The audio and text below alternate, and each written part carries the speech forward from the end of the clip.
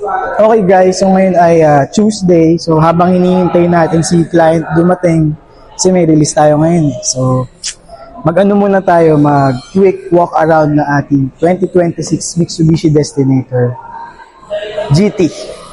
Tara, let's go. Ayun, so ito guys, yung ating front view ng Destinator GT natin.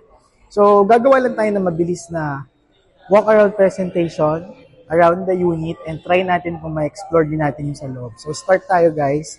So, obviously, kita mo dyan, yung dynamic shield design, exclusive for Mitsubishi only. Tapos, meron din tayong hood emblem. Tapos, Mitsubishi logo, of course. Lahat ng ilaw na nakikita nyo guys, headlight, turn signal light, fog lamps, all LED yan. Tapos, proceed tayo sa gilid, guys. Ayan. Okay, kita nyo na rin, guys, yung ating two-tone alloy mags. 18 inches tires tayo, guys. Naka-Bridgestone na rin yan, guys. Ayan, Bridgestone. Two-tone alloy mags. Bridgestone. Tapos sa atin namang side mirror, yung turn signal light, camera, because equipped na ng 360 camera ang ating Destinator GT. Tignan naman natin guys sa likod. Okay. Okay. Ito, tayo sa kabilang angle, mas malinaw. Yun. So, yung ating rear, meron tayong T-shaped tail light.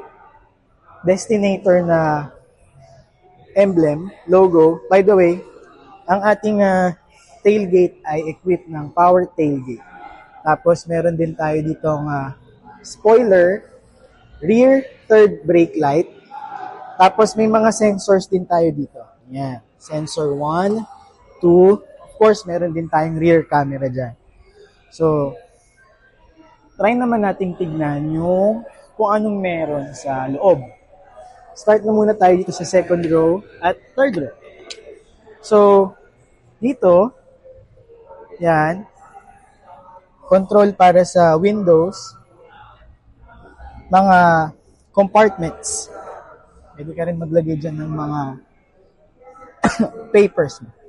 Tapos, table na may cup holder. Okay.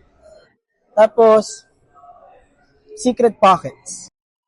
So, sa ating second row, kasya ang tatlo dyan, guys. So, 1, 2, tapos if ever, itong cup holder, pwede mo yung iangat into 3 para magkaroon ka ng 3 seating capacity dyan. Tapos, try natin i-fold itong isang seat sa second row. Easy access tayo guys ha. Yan. So, maluwag. Yan. Third row, kasya rin ng tatlo. Meron din sariling cabin lights. And, meron ding sariling aircon vents. So, napakalamig dyan, guys. Tapos, lipat naman tayo sa driver side. So, upuan natin, guys, yung ating driver side. Simula tayo sa pinto. Okay? Door controls, pati window, and side mirror. Okay? So, meron tayo niyan dyan. Okay. So, let's go inside now. Okay. Sa ating steering wheel, of course, meron tayo ditong voice command, answer call, drop call, cruise control, and adaptive cruise control.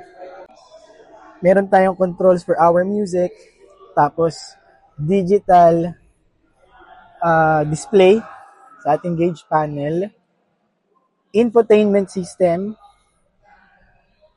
aircon, fully digital na yan guys.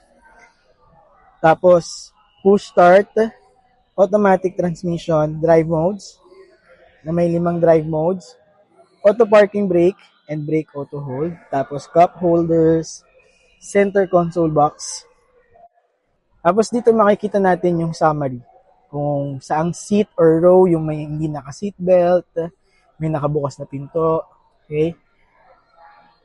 SOS system kapag something na ah, ayaw mong magamit because if ever na nandisgrasya ka or in any accident ka, merong service center na pwedeng tawagan. Pag pinindot mo yung button na yan, so sila yung mag-a-assist sa'yo. At, yan. Vanity mirrors. Meron tayo parehas niyan na may ilaw. Sa kabila din meron din yun, guys. By the way, ang ating Destinator GT ay gumagamit ng Dynamic Sound Yamaha Premium. So, lahat ng speakers na makikita natin ay powered or equipped by Yamaha. So, talagang quality yan. Lahat yan, guys, ay hindi lang yan sa front. Hindi lang yan sa front, pati sa likod, guys. At dyan na nga nagtatapos, guys, ang ating quick walk-around presentation ng ating 2026 Mitsubishi Destinator GT variant. So, if ever na interested ka na mag-inquire or mag-avail ng ating Destinator, any variant, mapa GLX, GLS, or GT, pwede ka magpunta dito sa ating branch sa Peak Jose Abad Santos, Manila. At hanapin mo lang ako or please kontakin mo lang ako sa contact details na nakikita mo sa taas ng screen. Feel free to inquire. At hindi lang Destinator ang pwede kong i-offer sa'yo. Napakaraming pa nating products na naka-promo this month of January. Hanggang dito na lang muna dahil parating na ating client for release today. So, see you in the next video. Thank you, guys.